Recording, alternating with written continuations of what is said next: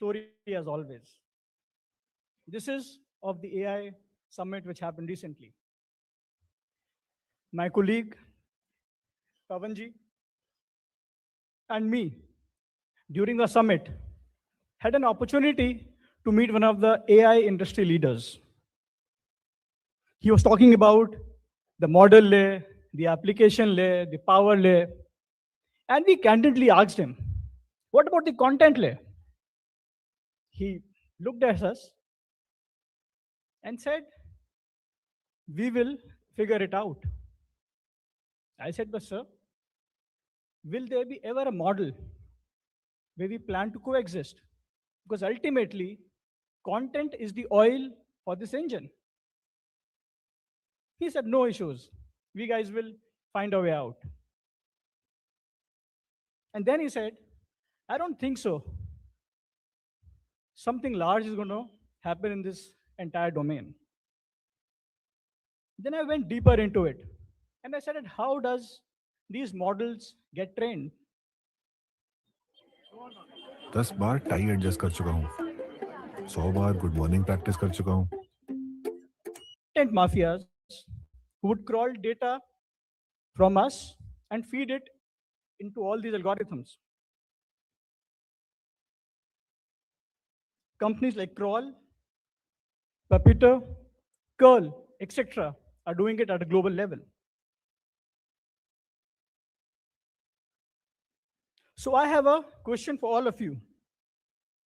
Whom are we competing with? 2 years back, we were competing with each other. But now we compete with reels of dancing uncles, the meme pages, AI-generated cats reading the Constitution, and of course, that one uncle in the family who would break the news on the WhatsApp even before it has happened. But above all of it, are we unknowingly being forced to compete with the fake news? Attention is the new oil. And unfortunately, my dear friends, it is being drilled by the algorithms, deep fakes, and the clickbaits. In the Indian context, 800 million plus internet users, 600 million plus smartphone users, the cheapest data in the world. It is the breeding ground for all the experiments. We are not just a digital nation. We are a hyper-digital active society. But here is the irony. We are making more content than ever. We are consuming more content than ever. And yet, the media ecosystem is more fragile than ever. So, should the future be just digital? Or a country deserves a future which is digital, credible, and contextual. AI can summarize. AI can translate. AI can optimize headlines. But I think that AI cannot attend a village panchayat in a 45-degree heat and understand the pain of a local villager and share it with the nation so that his voice is heard. All of us in this room have a responsibility that the voices should be heard. The propagandas should be curtailed, and the nation should grow. And let's be honest, the nation will grow through trust. India is not one media market. It is 28 media markets, hundreds of dialect ecosystems. The Bharat internet is rising. In 2035, it will not matter who gives the loudest notification. What will really matter is the trust, credibility, transparency, and the sustainability curve. The winners will be a combination of technology, ethics, and business sense.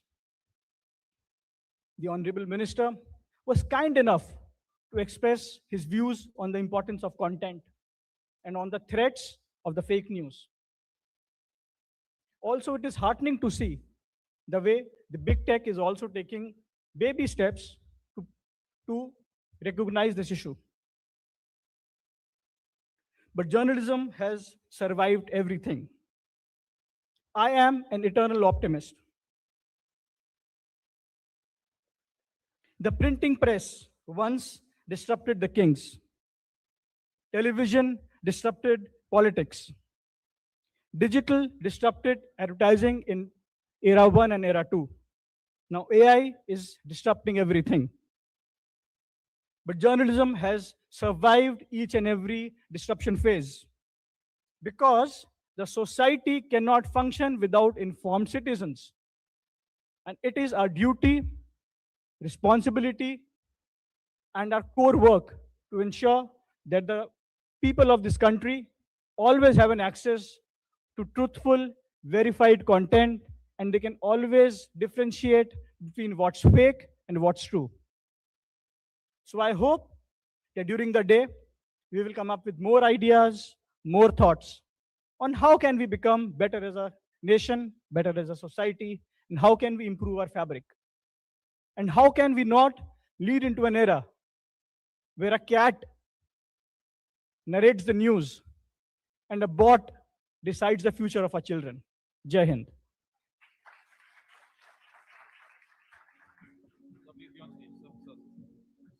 Requesting Ms. Mariam to kindly join us on stage to present a token of our appreciation to Mr. Tanmay. Thank you, Mr. Maheshwari. Please, for your thoughtful and forward-looking address. Please, please, please, please. Your insights have set a strong foundation for the discussions ahead and reinforced the responsibility that comes with shaping public discourse. Ladies and gentlemen, a huge round of applause. Thank you. We now move to our first fireside chat, the regulatory reset, governing India's digital communications in the AI era.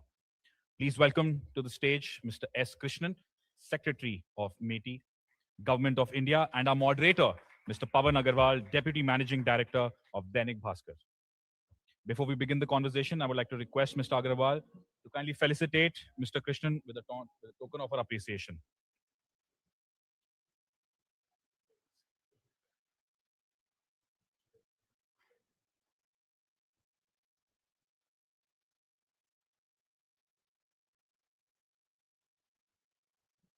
Ladies and gentlemen, a huge round of applause for Mr. S. Krishnan.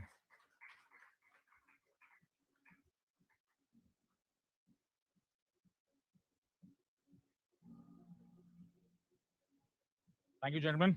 Mr. Agarwal, the floor is yours.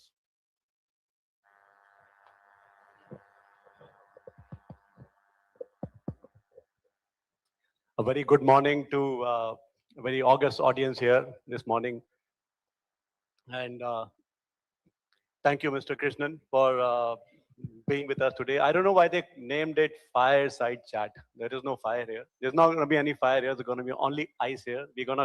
I spoke to Mr. Krishnan that we want to hear from him, the real advices from the ministry, which is shaping the future of this country's digital ecosystem, especially the news ecosystem as we speak today. And we want to really learn from him how, as the ministry and the industry can work together, and the platforms can work together to find not just the next couple of years, but the next couple of generations for news to survive and thrive, not just survive, thrive, gentlemen, in this country. So on that note, thank you, Mr. Krishnan, once again. And I want to pick up this point from Mr. Vaishnav's address this morning, as well as at the AI Summit, where he spoke about the importance of fair compensation for all the news publishers. I want to hear from you, from the ministry's perspective, how do you see this translating into a workable framework? I mean, Minister spoke about it, that he requested the platforms to see how they can work together, how it can be fairer, how can it be better. How do you see this being a workable framework? I think, yeah, there's one part of it is to sometimes when you want to create something which is workable. Let me first thank the Digital News Publishers Association for having me one more time at your annual event. And I think it's an honor to be here and truly coming right after the AI Summit. I think this is an important follow-up discussion. To your point on how do we create a workable platform, I think it is essential to recognize why we want it. Then you'd be able to design it better, and you'd be able to get the principles right, and then that would enable you to make it really workable. And why we want to do it is because there's a social duty and there's a social necessity of having authenticated content. Content is important, and somebody needs to authenticate the content. Somebody needs to take responsibility for it. And any content which is authenticated and curated clearly needs to have a sort of a priority, or needs to be more privileged than any other content which is just randomly put up there.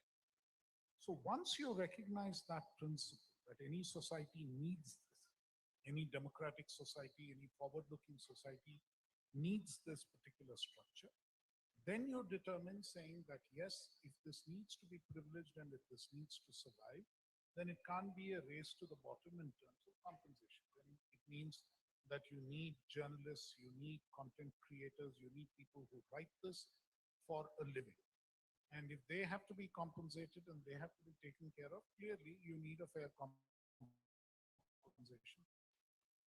Then that means, again, Maheshwari in his speech was talking about how advertising has changed. And the way that media gets paid for, apart from subscription, is advertising revenue. So one part of it is sheer quality, and because you're good, somebody will pay to read what you write, and therefore, there is a subscription revenue. Another part of it is, even if somebody is not willing to pay, there is someone else.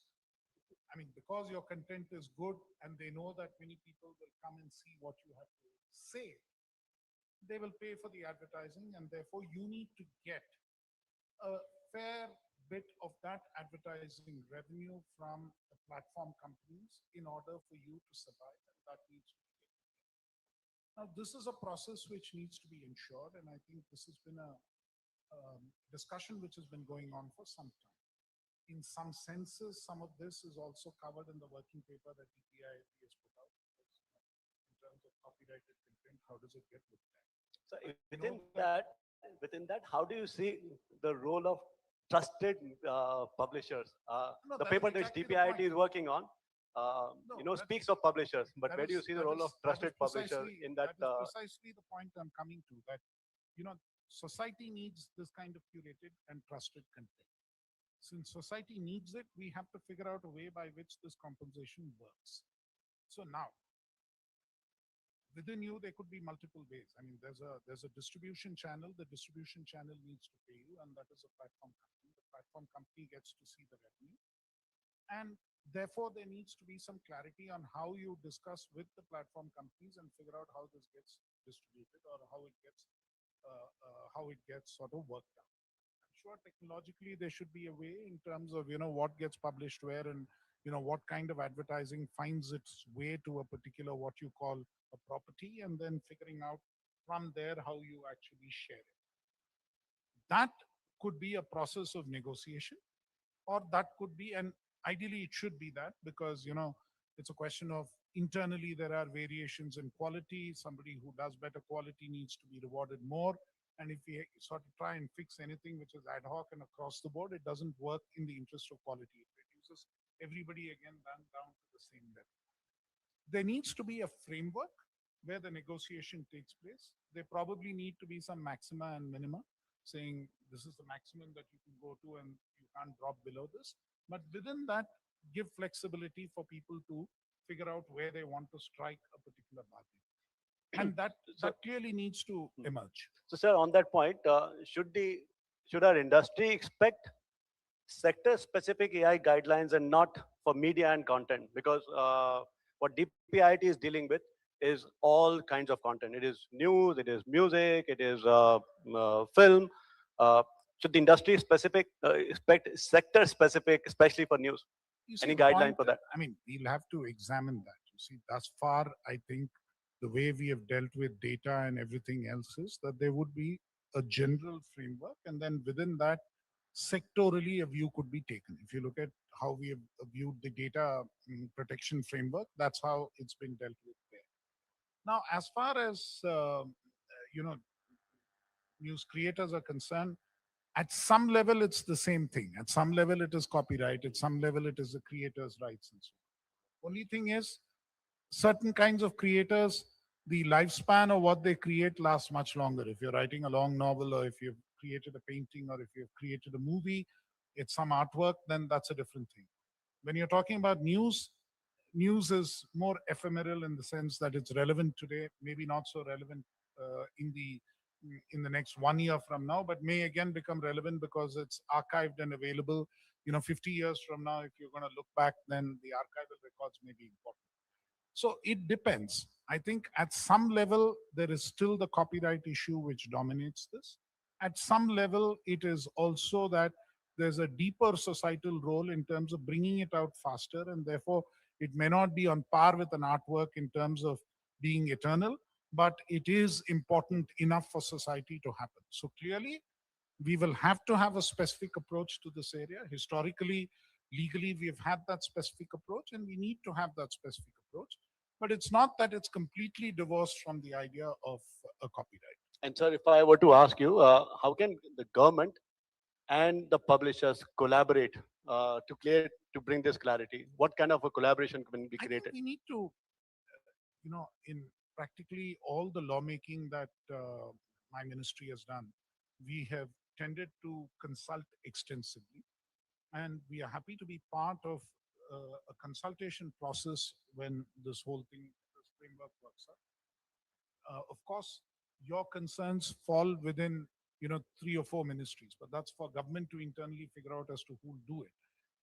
We Yes, so already now we are talked with about MIB, there's MIT, DPIIT, there is, so I mean, we'll have to figure out our organization structure. If technology is changing, if things outside in the outside world are changing, we'll have to figure out a way in which Could do we it. expect, sir, a nodal agency dealing with publishers because this is a very sensitive topic and requires quick addressal and requires addressal in the next See, couple of years? I can't speak for ministries other than mine, or I cannot say that everything should be centralized. If I were to ask you, if Look, you had I a mean, wish list, the question is, if something has to be delivered, there's a process. See, why do you have a portfolio system in government? You have a portfolio system in order to ensure that interests of particular groups are taken care of in a particular way, and those concerns are addressed. There's a